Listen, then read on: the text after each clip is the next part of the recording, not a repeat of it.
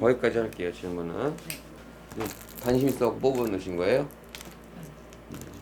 현장은 얼마나 가보셨어요? 다 질문할 게 아니고요. 현장부터 다녀오셔야 됩니다. 덥고 가셔갖고 현장부터 다녀오세요.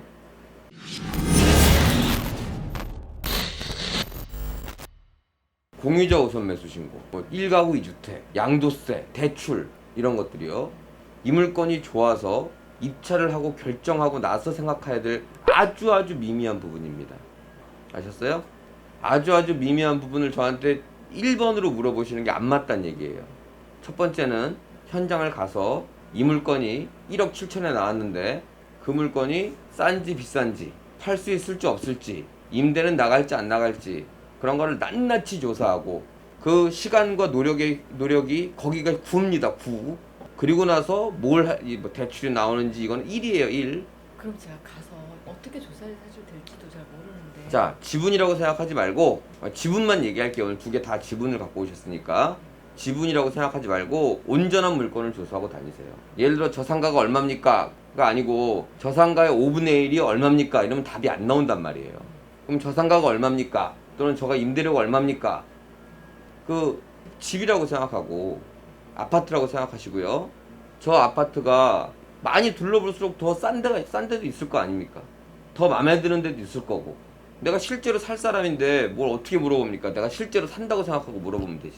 자, 거기까지 조사가 끝나면 예를 들어 이게 5분의 1인데 최저가가 1억이라고 할게요. 5억이래. 근데 이거 1억이야. 그럼 사야 돼요, 말아야 돼요? 근데 이거 1억이면 안 사야죠. 당연히 안 더 사야죠. 싸게 나올 당연하죠. 5억짜리가 5억에 나왔다. 이러면 안 사는 거예요. 이게 경매란 말이에요. 근데 게다가 지분이라는 하자도 있어. 그러면 5분의 1인 1억이 이거의 반까지 떨어져야 도전을 할까 말까 하는 겁니다. 이 모든 물건이 거기서부터 시작돼야 되는 거예요. 아, 내가 공부를 해보니까 제 강의를 전혀 잘못 들으신 거야. 공유자 어선 매수신 거라고 있는데 이게 들어오면 어떡하지?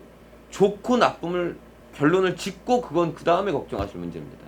지금 제가 쭉 적으려고 하다가 보니까 이게 아닌 것 같아. 제가 이렇게 집에서 또는 사무실에서 컴퓨터를 뽑는 열정은 인정을 하겠어요. 하지만 여기 오는 열정만큼 보고 실제로 얼마인지가 조사를 하시란 얘기예요. 이렇게 첫 번째를 피고 이거를 조사하시잖아요. 이게 조사가 안 끝났어. 그럼 여기를 가실 필요도 없어요. 아시겠죠? 완벽히 끝내놓고 아까 5억이라고 예를 들었을 때 5억인데 5분의 1이 5천에 나왔어. 그럼 이제 먹을만 하죠. 그렇죠? 그 부수적인 문제는 싸게 먹으면 다 해결돼요. 그렇기 때문에 그렇게 되면 이제 저한테 오셔가지고 아 이게 5천에 나왔는데 또는 5천 이하에 나왔는데 아 내가 거꾸로 물어보겠죠. 시세 파악은 완벽하게 했습니까? 라고 했을 때 네, 하루, 일주일, 한 달을 돌아다니면서 했습니다. 완벽합니다, 그건. 그랬을 때 이제 그 다음 이 지식이 나가는 거예요. 그러니까 한마디로 이게 얼마짜리다라는 걸 판단하기 전까지는 오시면 안 돼요. 네, 그게 이 물건뿐만 아니고 모든 물건의 시작입니다. 초보자도 마찬가지고 고수도 마찬가지예요. 자, 다시 한번 말씀드릴게요. 이게 경매 물건이고 뭔가를 알아본다라는 느낌 때문에 그런 느낌을 갖는 거예요. 자, 생각을 바꿔볼게요. 내가 상가가 필요해.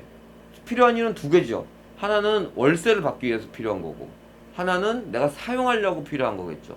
그죠? 아주 기초적으로 가는 거예요. 왜 필요하세요? 일단은 월세를 받고. 그렇죠. 그럼 거기 가셔갖고 내가 월세 받는 거를 사고 싶다. 그러면 상대가 아니 이건 거짓말로 하는 게 아니라 진짜잖아요. 그렇잖아요? 그럼 상대가 얼마 있냐 물어볼 거 아닙니까? 아니 그걸 물어본다고 전제를 떠나서 현장을 가보세요. 상대가 뭐라 그러나. 제가 이렇게 이런 사소한 걸 이렇게 다 나열해 드리면 똑같이 그렇게만 움직여. 그러지 마시고 내가 상가 월세를 받을 상가를 갖고 싶어 죽겠어요. 그런 사람이세요. 그러면 거기 가셔갖고 낱낱이 알아보는 거예요. 그럼 여기가 야 여기는 상가 월세도 잘 나오고 가격에 비해 앞으로 뭐 발전 가치나 미래 가치도 있겠다. 이런 판단이 쓸지 아니면 투자하는 거에 비해 훨씬 상가가 안 나오고 미래 가치도 굉장히 불투명하구나 이런 결론이 나올지 그건 현장에서 결정 짓는 겁니다. 지금 물어보신 것들이 어떤 분이 오셔도 이런 식으로 질문을 하시면 저는 현장을 다녀오시고 확실하게 파악한 후에 그 다음 부수적인 거를 맞춰보자 이렇게 얘기할 겁니다. 간단히 설명을 드릴게요. 지금 경매 물건 중에 좋아 보이는데 껴보니까 위반건축물 이런 게 있다는 얘기잖아요. 대부분 다가구가 많을 거예요. 예를 들어서 땅이 하나 있는데 여기는 10가구밖에 못 져요. 그 이유는 요즘에는 주차장법이 굉장히 강화돼 갖고 10대밖에 못 세요. 그 건물을 세우고 나면. 그럼 그 10대만 세우는 거에 대한 10가구만 지을 수 있다고 그냥 편하게 설명을 드릴게요. 그래갖고 10가구를 짓고 나서 준공을 냈어요. 그럼 쓰면 돼요. 이제 팔든 임대 놓든 하면 되는데 이 10가구를 한 가구당 2가구로 쪼개면 임대료가 어마어마하게 나오는 거예요. 2배가 나오는 거예요. 약. 예를 들어서 그래갖고 그 2개를 불법으로 쪼갭니다. 그러면 시청 시군구에 있는 직원들이 맨날 와갖고 검사하고 이러지 않아요. 몰라요. 근데 예를 들어서 1,000만 원 월세 받던 걸 뭐 예를 들어 2천만 원을 받았다. 그럼 이 사람들은 너무 잘 사는 거예요. 임대인이. 그런데 이제 뭐 무슨 이유든 간에 제일 많은 이유가 신고예요. 세입자나 주변에. 네네. 세입자는 보통 많이 안 하고 주변에서 그걸 알았을 때 그렇게 신고가 들어가면 이제 위반건축물이라는 게 이제 걸리죠. 예, 걸려요. 걸리면 그거를 처음 원래대로 10가구로 바꾸라는 시정명령이 떨어지고 그렇지 않으면 과태료를 내야 됩니다. 여기까지 이제 가셨죠? 그런데 그럼 내가 2천만 원 받을게 과태료가 한 달에 100만 원이야. 그럼 100만 원 내고 쓰는 겁니다. 그런데 그런 사람들이 워낙 많아지다 보니 그 과태료가 벌금격으로 바뀝니다. 그래서 그 금액도 어마어마하게 커지고요. 예를 들어서 1,000만 원 받은 걸 2천만 원 받은 꼴이었는데 매달 1,500만 원씩 내래요. 그러면 적자가 나오는 겁니다. 그래서 우리의 결론은 요즘에 이렇게 말씀드립니다. 자, 그거를 양성화하거나 아니면 양성화가 안 되면 양성화라는 건 뭐 과태료를 내고 그냥 이거 인정해 주세요 이런 겁니다. 오래된 건물일수록 그런 가능성이 조금은 있어요. 근데 요즘 건물들은 그런 가능성이 별로 없습니다. 두 번째로는 원상복구하는데 얼마 그걸 감안하셔갖고 입찰을 하세요. 그러니까 정상적인 건물을 만들란 얘기입니다. 그 얘기는 제가 유튜브에서도 여러 번 다뤘던 얘기입니다. 지금보다 훨씬 더 심도 있게. 위반건축물이라는 건 아까 좀 전에 10가구를 20가구로 바꾸고 30가구로 바꾸고 이런 것들은 그래서 굉장히 복잡합니다. 그럼 보지 말아라 이런 말씀이 아니고 자 이렇게 건물이 있는데 베란다를 요만큼 뺀 것도 위반건축물이에요. 아무것도 아니야 그건. 예, 그러니까 위반건축물이라는 게 뭐 이게 심한 게 있고 그렇지 않은 게 있는데 그래서 보시긴 보시되 사안을 다 다르게 봐야지 위반건축물은 뭐 경매대망이 그러는데 무조건 나쁘다더라 이렇게 보시라는 얘기가 아닙니다. 하지만 지금 질문이 과거수 이렇게 늘렸다 이런 질문을 하셨으니까 제가 그런 답변을 드린 겁니다. 그건 아닌데 저도 아직 한 번도 임장을 안 가가지고 사실 근데 임장 가는 게 이렇게 마음이 무서운 것 같아요. 자 이제 이 개인과 개인이 아니라 이제 가르치는 사람과 다수의 배우는 사람이 있다고 가정했을 때 제가 좀 전에 했던 얘기를 또 한번 반복할게요. 현장이 굽니다. 현장이 두렵거나 안 가면 경매는 할 수가 없습니다. 아예. 아시겠어요? 경매를 아예 할 수가 없다고요. 계속 강조합니다.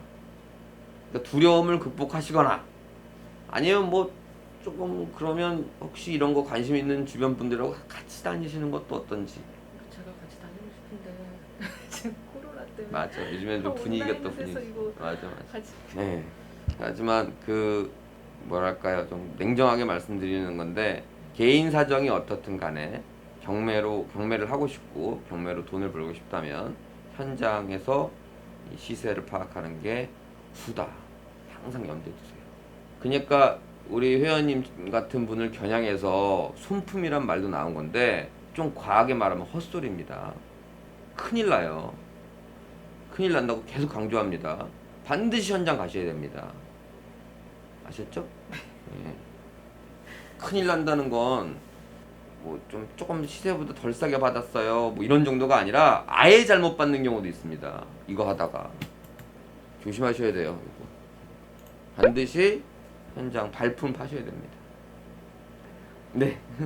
물어볼 건 많은데 다 결국은 임장이 결국일 네. 것 같아요. 지금 이거는 아닙니다. 이 질문은 제 아무리 갖고 가봤자 제가 알려드리면 알려드릴수록 잘못된 길로 가시는 거예요. 그러니까 머릿속에 이렇게 하는 게 경매구나 라고 생각하시는데 이렇게 하는 게 아니라고 내가 그걸 던져버린 겁니다. 네, 먼저 시세 파악이랑 이런 것부터 하셔야 하고 됩니다. 제가 네, 또 올게요. 네, 그러십시오. 감사합니다. Hey. Drive through the sunshine, fill you up and down, girl, I won't lie. Where the fuck are you? Where you been at? I gotta live my life, I won't come back. Building my stack and I'm missing you. I just gotta feel